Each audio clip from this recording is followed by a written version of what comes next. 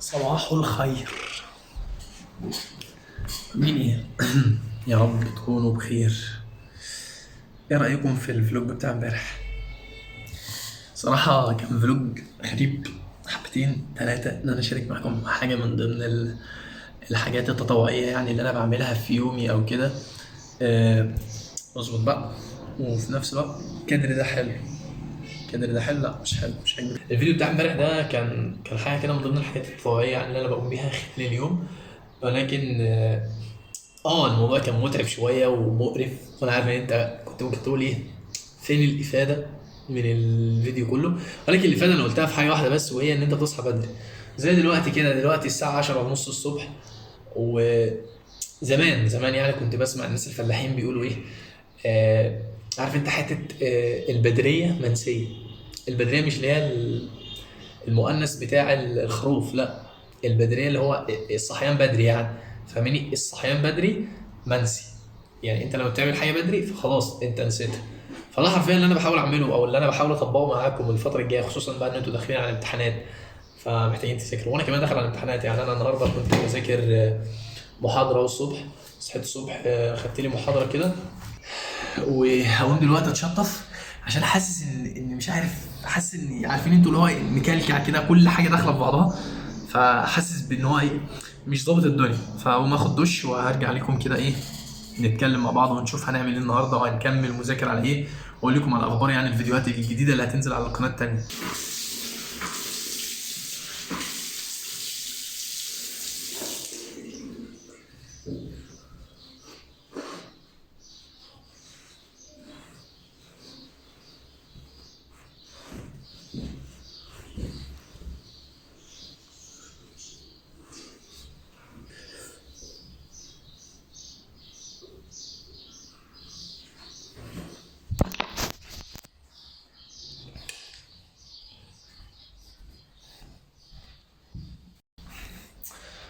طلعت في الاوضه اللي فوق، علشان المفروض ان انا دلوقتي اذاكر كورس معين.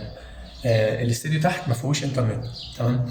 لكن الاوضه اللي هنا دي فيها انترنت. انا والدي مديني غرفه فوق عشان اقعد فيها كده، وفيها انترنت وفيها كل حاجه، بحيث ان انا اي كورس عايز اشوفه او اي حاجه انا عايز اسمعها يعني اطلع فوق وايه واشوف الحاجه دي.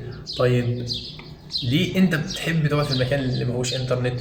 ساعات، وعلى فكره ده غالبا بيحصل يعني، كلنا بنبرن اوت بسبب السوشيال ميديا، او بنتضايق من السوشيال ميديا. فالموضوع بالنسبه لنا بيكون اللي هو متعب جدا، اللي هو انت طول حياتك بتشوف حد مثلا بيعمل حاجه على السوشيال ميديا، او حد بينتقد في افكار حد تاني، وحد بيعمل حاجه غريبه، فالناس بتطلع تشتم فيه، او الناس بتطلع تقول لا ده الحاجه دي كويسه. ومجموعه خناقات غريبه حرفيا الواحد بيشوفها على السوشيال ميديا، وهو اصلا الموضوع ما يمسكش في اي حاجه. يعني الموضوع ما احتكش بيك حرفيا. وبتلاقي ناس بقى بتقعد تتخانق في التعليقات، وناس بتقعد تشتم في بعض، وناس بتقعد تزعق. والموضوع بسيط، مالكش دعوه بالكلام ده كله يا عم، وخليك في حالك واعمل الحاجه اللي انت المفروض تعملها. وركز عليها وركز على الهدف ده. وبعد كده ابقى تعالى اتكلم وتعالى ناقشني في حاجه انت دارسها، وحاجه انت فاهمها، وحاجه انت بتعمل فيها. لان بعض الناس لما كانت بتيجي تسال اول، انت مين عشان تتكلم في الحاجه دي يا عم؟ انت مين اصلا انت في الاول عشان تكلمني بالاسلوب ده؟ فاهم؟ فبعض الناس بتقعد تنتقد كده في شويه حوارات بتحصل على السوشيال ميديا. ما بحبش الحوارات دي. قشطه يعني، الناس بتنتقد خليهم مع نفسهم ينتقدوا يا باشا، واحنا مع نفسينا نعمل الحاجات اللي احنا عايزين نعملها. المهم خلينا دلوقتي نذاكر الكورس.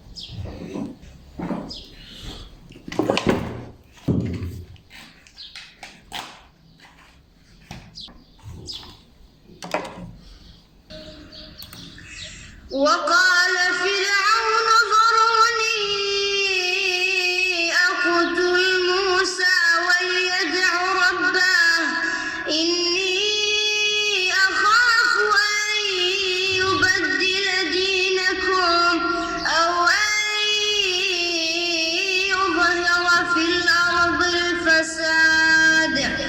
وقال موسى إني عذت بربي وربكم من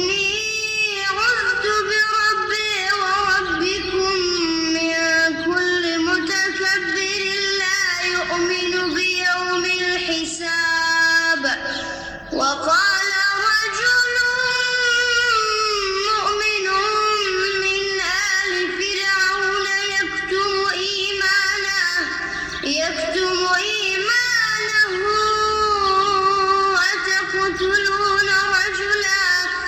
أتقتلون رجلا أن يقول ربي الله وقد جاءكم بالبينات من ربكم وإن يك كاذبا فعليه كذبه وإن يك صادقا يصبكم بعض الذي يعدكم إن الله لا يهدي من هو مسرف كذاب.